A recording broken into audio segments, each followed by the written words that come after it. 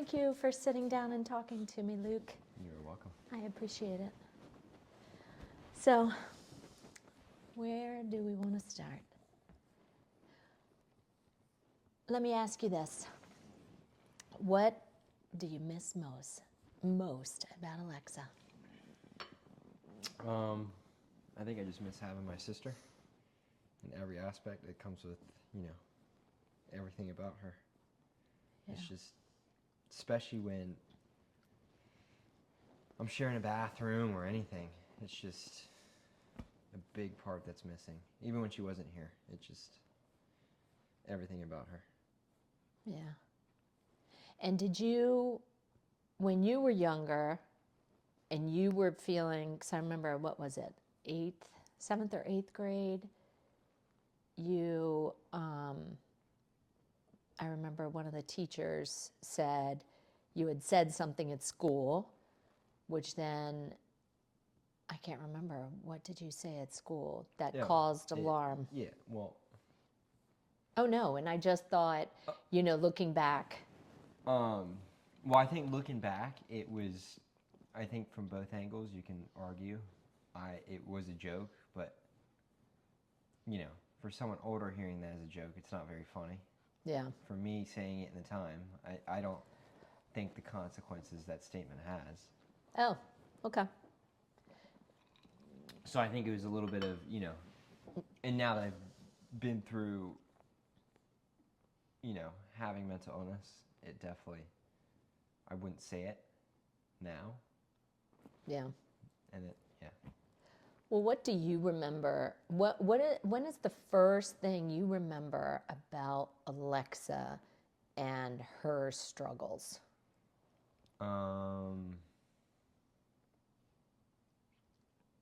I don't remember really seeing it when she was in high school. I think I was too young. Yeah. Because I noticed that's when, everything started, her anorexia, and I don't remember that. Yeah. Because she had that, right? Yeah. Yeah, I don't remember that. I think my first thing is when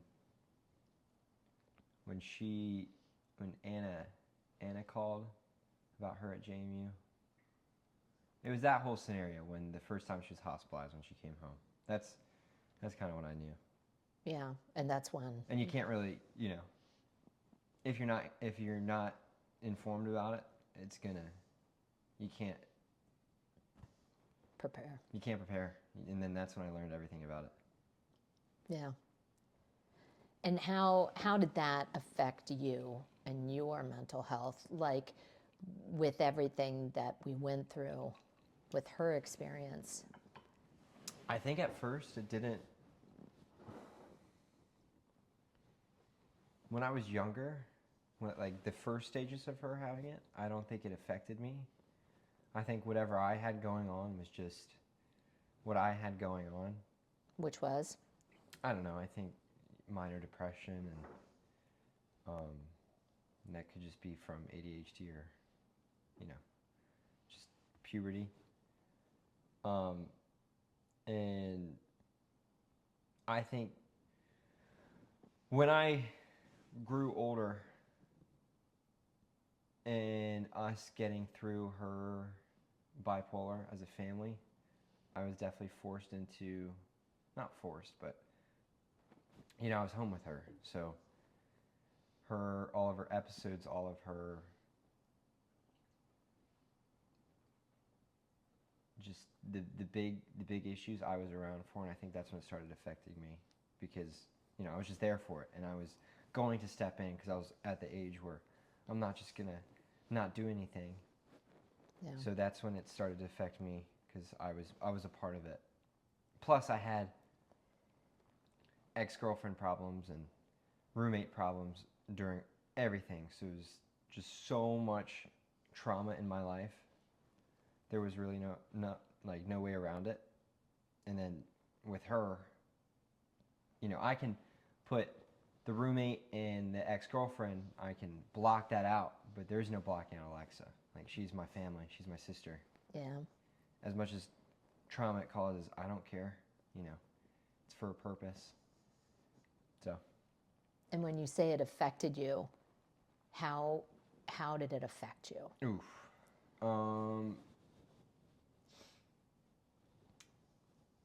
I'd say PTSD and just it affected. Well, that was the negatives of it. There's a lot of it brought its negatives, but I think there's a lot of positive that came out of it. Just how much I've learned with mental illness, how much I've with her so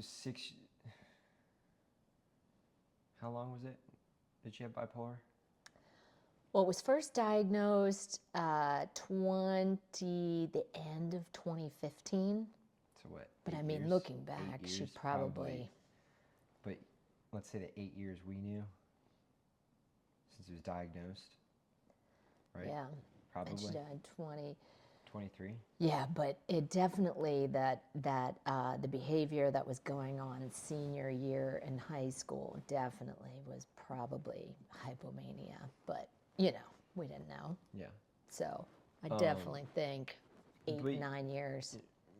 But yeah, lots of learning through the whole stages of it. I saw it from afar and then I saw it up close. So from afar, you don't think you're learning, but in reality, you're blindsided to it. So you're learning from afar. So you're kind of collecting this information without you actually knowing. And then when I was able to get involved with it, that's when I really knew how to handle situations, but not even how to handle it, just how I handled it and just kind of jumping into it. And so kind of a couple questions. So right away when I said, how did it affect you? Because you said you were affected and you said PTSD. Mm-hmm. And so when you say PTSD, how did that manifest for you? Like, I mean, obviously there was trauma. So then was it just the always thinking about specific extreme episodes that had happened and just constantly thinking about it? Or how did that kind of... The PTSD was definitely... I remember when she got really sick and when I was, a part of that and during her hardest times, I remember seeing the PTSD was flashbacks to her just at her worst, and I kept replaying that in my head, and that's when I started therapy. That last mania, or the last big mania of 2022. April 22. 2022. I think. Yeah, because that was a year before. Yeah, because she was in the hospital all of May. That's when it got really bad at the house here. Yeah. And you were in the thick of it with us. I was. And yeah, just and it was not even always replaying the bad moments, but replaying her just moments. Extreme mania, just. What's one that pops in your head the most? Or one of them? Oh, when we were downstairs in my room. It's the one that just popped into my head. And it was a long day, long night. Yeah, it was a long night. And I think Dad and I were down at the magistrate. Yeah, and I was here with her, just trying to keep her busy. And safe and calm. So you guys got home, and I was like, I'm going to go try to get some sleep. And that's right. Because we had both beds in that room, and I go down there. Next thing you know, she comes down with Maverick. Because you were her savior. Yeah. Literally, she called you her savior. And she comes down with Maverick. She's like, is it okay if I sleep in here? And I'm like, In the twin bed, in the other bed. Yeah. But what was it with the electricity? She had to take out all the light bulbs because, and I was like, no. I go down there because I think I'm going to get a good night's sleep, and now I'm just dreading in my head. I'm like, finally I was able to fall asleep, but the But she was scary that night. she shook me, waking me up, and she was in my face, and I remember her just. Didn't she break the lamp? I Wasn't think so. she under the covers with? I don't remember, but I remember her waking me up like right in my face, and I thought it was like a dream. Yeah, and she And had she's the like, manic "We gotta eyes. go, we gotta go." She had her manic eyes just fully dilated, and it was like 4 in the morning, I think. It was early. I know, everything's a blur. And she was climbing out the window. She was like, "We gotta go, we gotta." She could have just gone out the door. And that's when she was burying her stuff. Oh my gosh, yes. She was burying it all. I remember, I was like, "No." I know, like, don't take my stuff. Not my stuff. I'm just like, no, I thought I was not, we fell asleep. I thought it was going to be a long, rested night. No.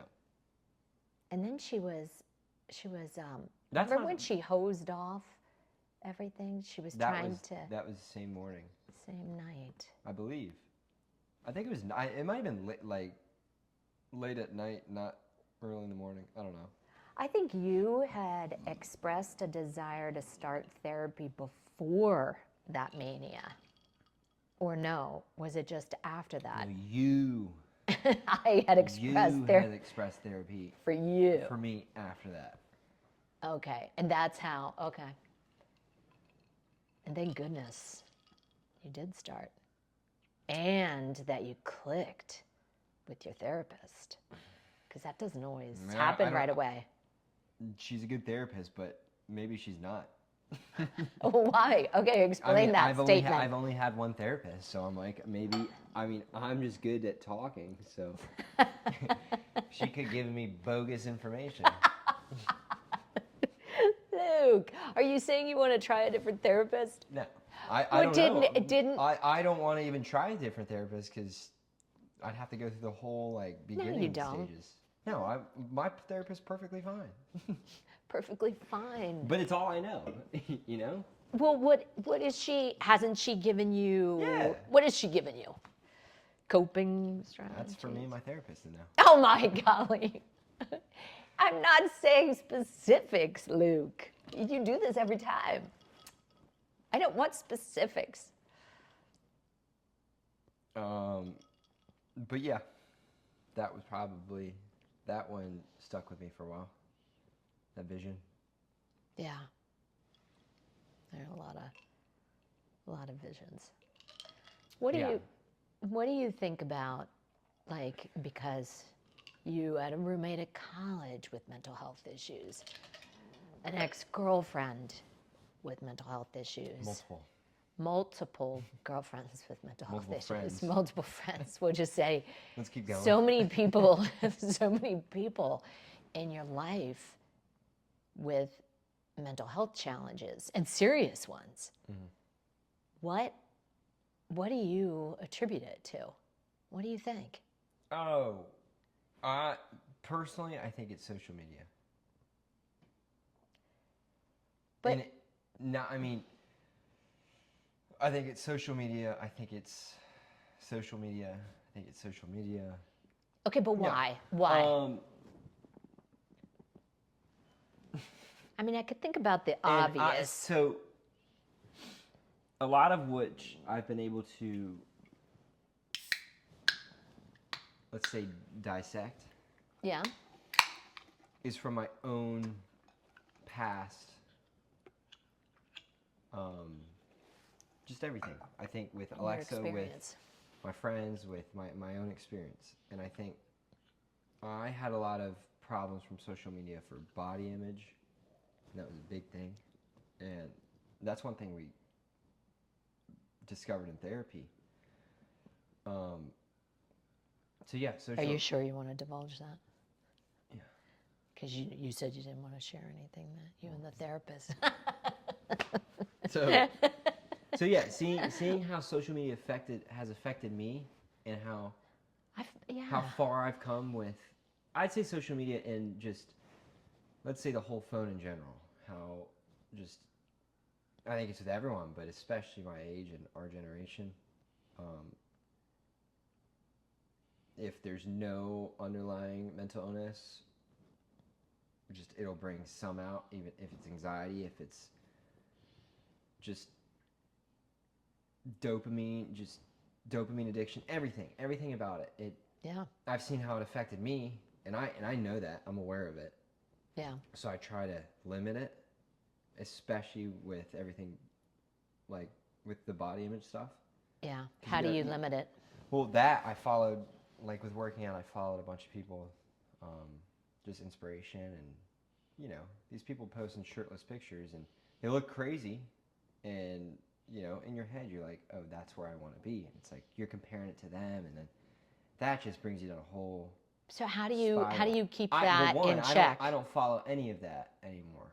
Okay. Unless it's like actually health beneficial exercises, rather than just following them because they look crazy. Yeah. In a good way. And you used to. Yeah, not anymore. And just, so that's one way you keep yourself in check, but not following that. But I think. But at what age did you start? For me, that happened freshman year of high school. So. Freshman year in high school. That's when the body image stuff, because that's when I started working out, and then, And that's the same it was for Alexa. Yeah, I started following all these accounts to help me, get advice and all this, and at the same time, you're just digging a hole. Yeah. But the phones with, friends, it can be anything. It's like Snapchat. Let's put that as an example. I forgot about Snapchat. So, Is that still like? I haven't had it in 2 years. Did people? What was that like, called? The everyone's streak. Like, Luke, why don't you have Snapchat? I'm like, it doesn't benefit me. Yeah. And if anything, it's negative. Not like visibly negative, but it's just, why do you need it? I know. So, well, people have asked, or to follow me on Threads or then TikTok, and I'm like, I can't take on another Facebook and Instagram and Twitter. So Snapchat. I can't do anymore. This is my experience with it, and I've also seen a lot of my friends' experience. So a lot of times you'll send pictures back and forth of just nothing. You're not even having a conversation, just of like your face or. And it just your face. Yeah, and then there's the streaks thing. So you just Snapchat to keep the streak, And the streak is just because sure. you've connected. But at now least. It makes it so you're talking to somebody all the time. So it's like it's always communicating, which I think that's bogus. It doesn't give yourself any time to relax. Like you always need to be communicating. Connected. Which is stupid. And where was I going with this? That's all right. No, so yeah, and then a lot of times I remember way back when I was deep into Snapchat, I would just be sending a picture to whoever I'm Snapchatting, no conversation. So it's not like you're talking. It's just, sometimes you'll both be on your phone, so a picture's going back and forth for who knows what reason. And what picture? Just stupid, just your face or part of your face or stupid. Okay, that does sound stupid. This is but I wonder what they're doing now. I'd like to think your 23-year-old friends are still not doing that. I have friends that they'll get a Snapchat and they'll Snapchat just kind of like a blank picture back. And I'm like, what is the point of sending that? Because that's me now looking back. Yeah. Or looking at it. And I know how much, there's no... It's addictive. And there's no reason for it. And so let's say then on Snapchat you could also check. People could opt to have their location shown. Yeah. Which is a whole other realm of. Yeah, okay. Why? Yeah. Like for what reason? And I've had friends where, and this is. Then people are together and you're not. Exactly. Invited. Exactly. So I think all of that is a reason why it starts to make, why am I not there? Yeah. And like I said, there's no positive of having it. Okay, let me ask you this. Even though I know you're 23, you're not close to having children, but when your kids get a phone, what kind of restrictions would you put?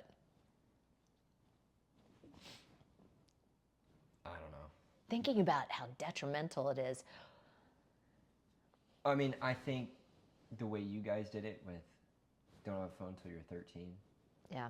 I think that's a beautiful restriction right there because, you know, you're actually able to grow up in the real world and then you have access rather than having it like 8 or 9. You guys were not very fond of that, though. No, I know, but that's a good thing. But yeah, with the whole Snapchat location thing, I've seen multiple friends go through it. I've seen me do it when I was like late middle school, early high school. If you know, you break up with your girlfriend and you just get hyper focused on, because you can see their location, you're like, what are they doing? And all it does is make your mind spiral. And I've seen that with multiple friends when they break up with their exes, and it's just they're able to check their location, where if any other aspect you can't do that. That's and it's because it's obsessive. Exactly. And I've seen so many people do it. But it's because it's there. Yeah, and it creates Snapchat, that yeah. obsession. Exactly. Well, okay, so social media or just the smartphone in general. What about with your friends? Because you have a lot of good friends who, you know, struggle with their mental health. Like, would you say, yes, what if you could take their phone away? No, not saying that you would. But if their phone was, you know, taken away, eliminated from the situation, I mean, it would help. I think it would do a lot more than you think. Okay. Now, what Personally. about drugs? Personally, I think drugs.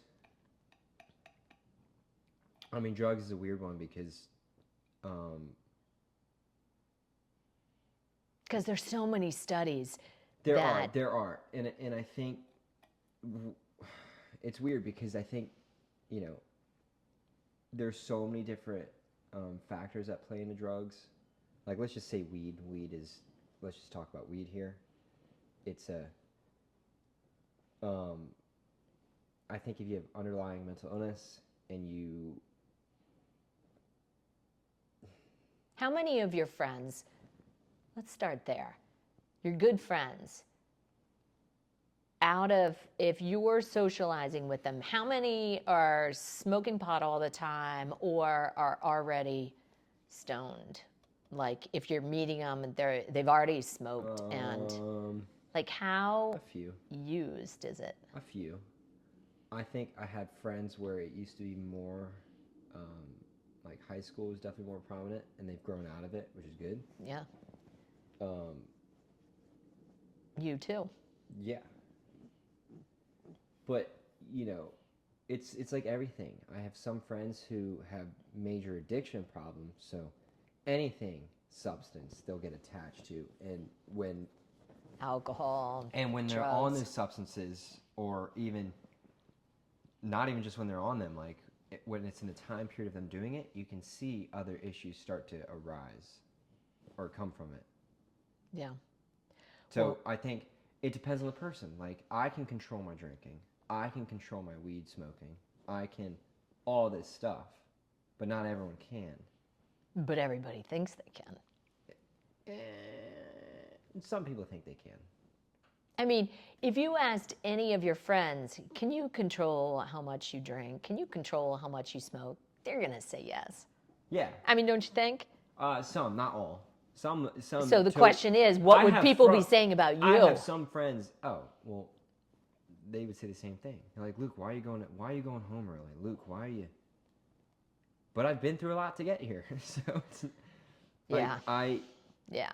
Even when I was in college, smoking daily, I had a strict program to do it. Like, I wasn't just smoking all day. Yeah. I would get stuff done, and I had a time frame to smoke. So even then, I could go to bed at a good hour, get 8 hours of sleep, wake up early while they're all still sleeping in. Like, I was good with it, even though it was daily. You know, for some people that still is extreme, but yeah. If you look at the extremists versus me, you're like, oh, they had it pretty good. He's doing well. I'm He's doing actually well he's here. waking up, going to the gym. He's eating well on a good diet, but he smokes weed every day. Oh, Well, what's your biggest worry about your friends?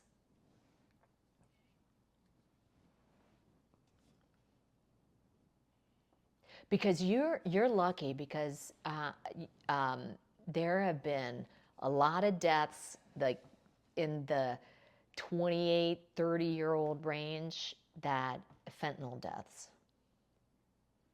Drugs so why am I laced. what- Drugs laced with fentanyl. That Oh. why are you lucky? Because you haven't lost a friend to substance use overdose. I mean, there have been so many. I'm just. What's your biggest worry about yourself?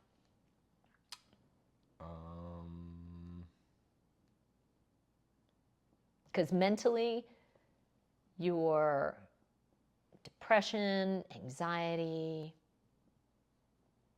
all in check as far as, I think therapy, if anything, my sleep. anxiety will still need some overcoming. But that, it's stuff I'm able to work on. And I think it's the phone, it's genuinely getting better.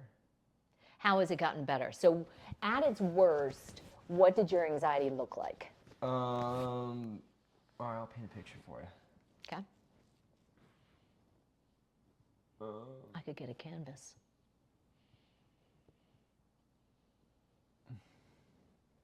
Maybe I don't want to paint a picture for you. Well, depends on what that picture is. There were situations where So you're thinking party or walking in? See, parties were different because anxiety went away. But even when I was drinking, I had anxiety. But so my anxiety forms when I'm able to see something that hasn't happened yet. So then I start ruminating. I get, playing all these factors into it.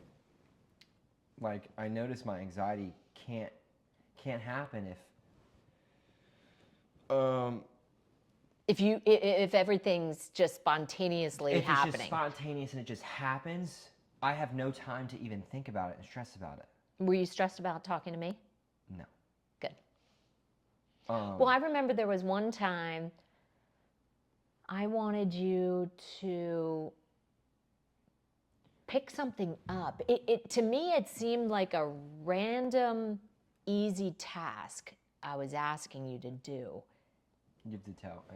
But it did require, this was a while ago. It wasn't any time recent. But it would have required you speaking to the I can't remember.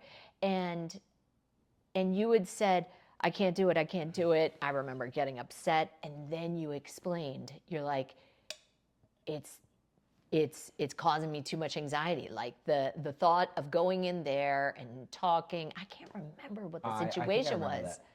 I feel like it was like a year or two ago. Yeah, I just can't remember. But then once you explained it, I was like, oh my gosh, I had no idea.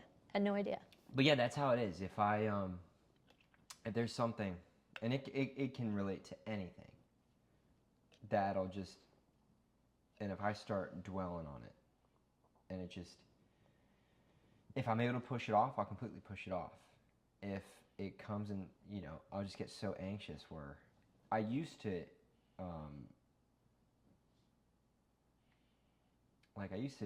be able to feel it coming. Like my voice would change, I would start breathing heavier, and my face would get red, and yeah. Wow. So you actually had the physical reactions. My eyes would get watery and. Interesting. Yeah. Well, so that is really good. So what have you done? How do you gotta overcome it? Either Owen told me, or my therapist told me. I think it was Owen. You got to get comfortable with the uncomfortable. And I think that's one of the best things you can do with everything. And it actually helped me because my therapist is like, you can't just run from it. And if you keep avoiding it, you're not going to get better at it. So, just do it. If it's uncomfortable, it's uncomfortable, but you'll slowly be able to get comfortable with it. Yeah. What's the worst thing that could happen? Yeah, exactly. And usually my anxiety will tell me all these bad things that happen that never happen. Yeah. And that's the funny thing. It's like, okay. So it still happens in some ways, but Can you give an example? Or you can't think of one? not current. Yeah, no, not current. And depression-wise? Depression's pretty good right now. Pretty good as in not there. Good. Yeah.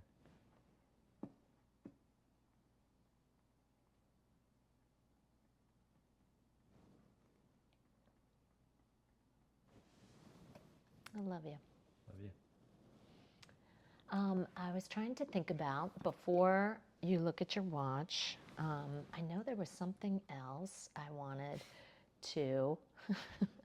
It's so What are you weird when he doing? does that. I've never seen him do that. What? It's like you haven't been with him. Not that like. Yeah, it's 'Cause extreme. usually he just licks his nose, but he's like just licking air. I think we need to trim Yeah. there. Do you ever get, I definitely, I was, and I know, I was worried that because studies have been done, you have one child with bipolar, and if they're Oh, do I younger. ever scared him to get bipolar? No. Oh, I was. But now I feel like. I feel like I'm past the age, maybe. Well. Not really, but. Yeah, I feel like we have passed the. I think. I mean, never say never, but. I'm so aware with my mental status. If anything does start to get extreme like that, I would be on it, and I think you guys would be on it too. And I think just. Oh gosh, yeah. I think any one of my friends that see a change like that, they'd be like, "What's up with Luke?" I think so. Yeah. Oh, I used to be like, so worried about I've it. had friends like when everything's going down with my roommate or Alexa, they're like, "Well, that could happen to me." I'm like, "That could happen to anyone." Exactly. Like, Yeah. It's not like Alexa did anything. No. Yeah. And it happens. It happens. It's just when when she was doing well and you'd look at her, you'd think, nobody would think that she had a problem in the world. I mean, she had it all, and then you just never know what somebody's going through. How do you help your friends? How do you kind of check in with your friends to help them? Because you really do know how to address your own mental health, I mean, you've been seeing a therapist now for what, over 2.5 years? And you still see her every other week?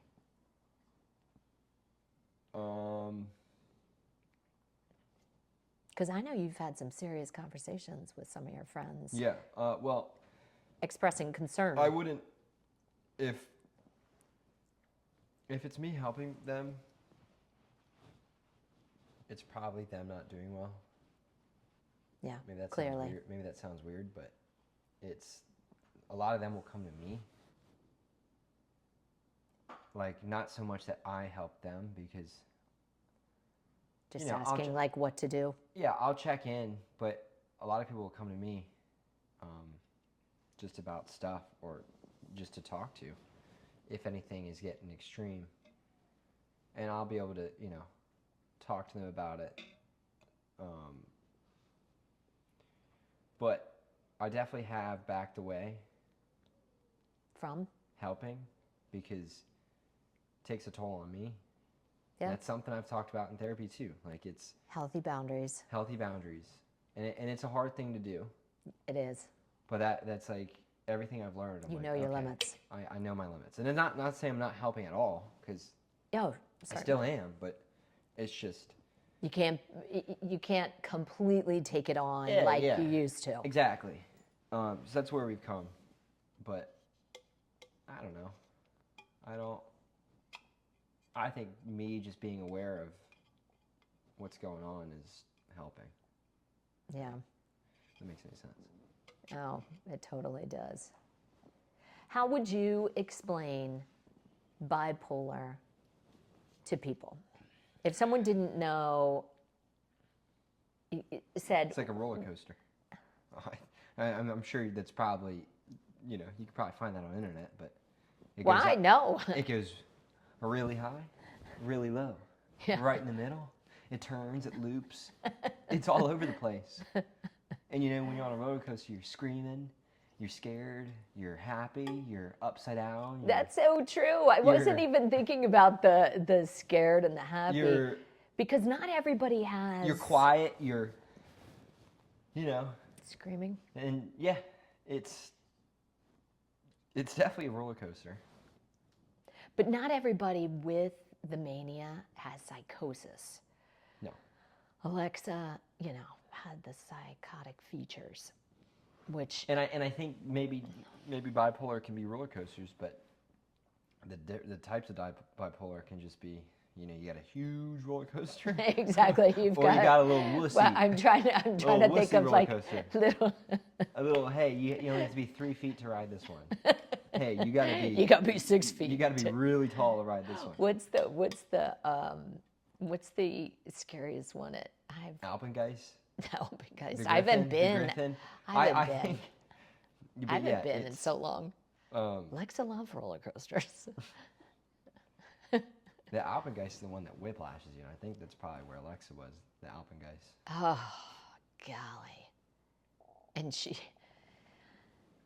went through so much. And you just think about how tiring that is. Just how tiring. Because it was a lot. It was a lot. But I think you're right. Perfect. Roller coaster. But, and as much as you love riding the roller coaster, it's not healthy to be on a roller coaster 24/7. Yeah, well, I don't know what I'd feel if I was. But yeah. It's definitely all over the place. And is there anything, if you could change, like if there's any, so something we do say on the Say It Out Loud panels, is there any advice you would give your younger self? Is there any advice if you had someone who was worried about one of their friends? Or really, what advice would you give your younger self? Don't be scared to open up. Probably. Just, if that's open up to a parent, open up to yourself, open up to a friend. And not everyone can take that, but I know there's a lot of, when I had reached out to people's parents, that's usually when it's bad, because I'm like, I don't know where this is going, but the thing holding me back is like, what are the consequences of reaching out? But at the end of the day, it's like, You're helping a friend. is it a friendship or is it a life you're saving? I would so much rather save a life. Oh, So, yeah. I'd say just Open up. open up. I think Maverick just agreed with that. You know what I mean? Yeah. It was kind of like a exclamation But because point. I've met people, they're like, I don't want to tell their parents.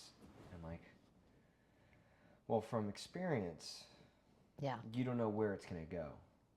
And, yeah. Yeah, and I think about Anna and I was about to say Anna Lincoln, but not Anna Lincoln. It was Anna and who was the other person who reached out? Marianne, maybe? But it was that homecoming weekend in high school. Oh, Claire. And then Claire? no, because this was high school, and they said she was cutting.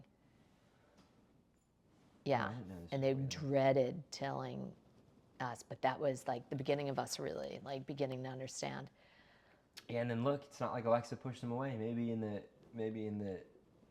at the time, but Yeah, I don't even actually think at that. I'm going to ask Anna about that.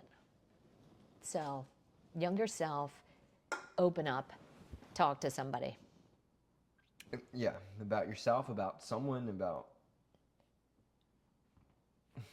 And final question for you.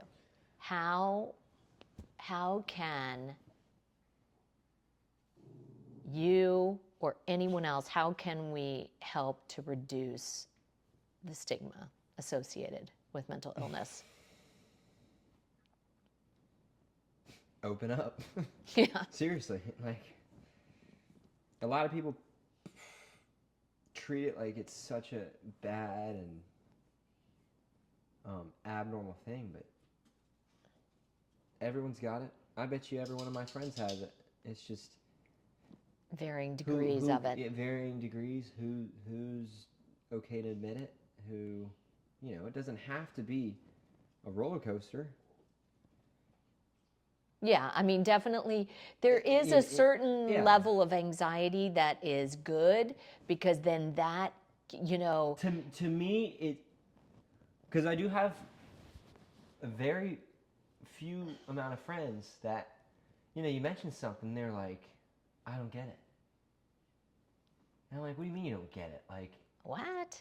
Is How that many? like- is How that- many friends do you think? Few, like less Like than, less two? than 5. You might have 5 friends that don't think mental illness No, not exists. don't think it. They just don't have any. So for them, it doesn't exist. So no anxiety, no kind of. No, and that's possible, And that's but totally they don't fine, but- they don't have the empathy to understand Yeah. how it would exist in other people. I don't know. Okay, now that's weird. So they are. Yeah, exactly. I'm just kidding. They're psychopaths. That wasn't nice of me. No. I'm sorry. Well, thank you for talking to me. I love you. Thanks for interviewing. Is there anything else you wanted to share? No. How about you and I look at the camera and say, we pledge to be stigma-free. 3, 2, 1. We pledge to be stigma-free. Thank you. Yep. Coop. 2, 1. We pledge to be stigma-free. Or really, what advice would you give your younger self? Don't be scared to open up. Probably. Just, if that's open up to a parent, open up to yourself, open up to a friend,